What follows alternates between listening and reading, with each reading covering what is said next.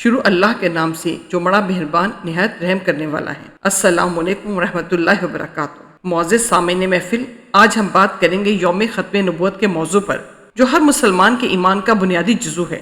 سب سے پہلے یہ جاننا ضروری ہے کہ ختم نبوت کا مطلب ہے حضرت محمد صلی اللہ علیہ وسلم اللہ کے آخری نبی ہیں اور آپ کے بعد کوئی نبی یا رسول نہیں آئے گا۔ یہ عقیدہ اسلام کے بنیادی اصولوں میں شامل ہے اور قرآن کریم میں متعدد مقامات پر اس کی وضاحت کی گئی ہے، جیسا کہ اللہ تعالیٰ سورہ احزاب کی آیت نمبر 40 میں فرماتے ہیں، ترجمہ: محمد تمہارے مردوں میں سے کسی کے والد نہیں، لیکن وہ اللہ کے رسول اور آخری نبی ہیں۔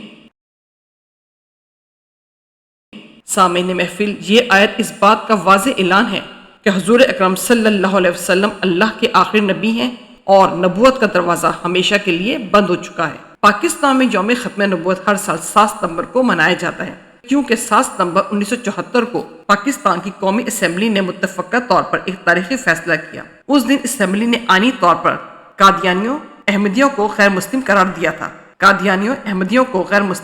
دیا تھا کیونکہ وہ حضرت محمد صلی اللہ علیہ وسلم کو آخری نبی نہیں مانتے اور اپنے گروہ میں ایک نئی نبی کا دعویٰ رکھتے ہیں۔ یہ دن مسلمانوں کی جدوجہد کا نتیجہ تھا، جس کے تحت پاکستان کی قومی اسمبلی نے ختم نبوت کے عقیدے کا دفاع کیا اور آئین میں اس کی حفاظت کے لیے قدم اٹھایا۔ سامعین، یہ فیصلہ امت مسلمہ کی طویل جدوجہد کا نتیجہ تھا، جس میں علماء، مشائخ اور عوام نے متحد ہو کر ختم نبوت کے تحفظ کی خاطر قربانیاں دیں۔ اس دن کو منانے کا مقصد ختم نبوت کے عقیدے کو یاد رکھنا، اس کی اہمیت کو سمجھنا اور اپنے ایمان کو مضبوط کرنا ہے۔ ختم نبوت کی حقیقت کو سمجھنا مسلمانوں کی ذمہ داری ہے، کیونکہ اس عقیدے کی حفاظت ہی دراصل دین کی حفاظت ہے۔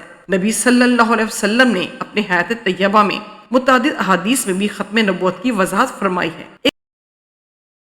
ایک مشہور حدیث میں فرمایا، ترجمہ: میں نبیوں کا آخری نبی ہوں، میرے بعد کوئی نبی نہیں۔ سامعین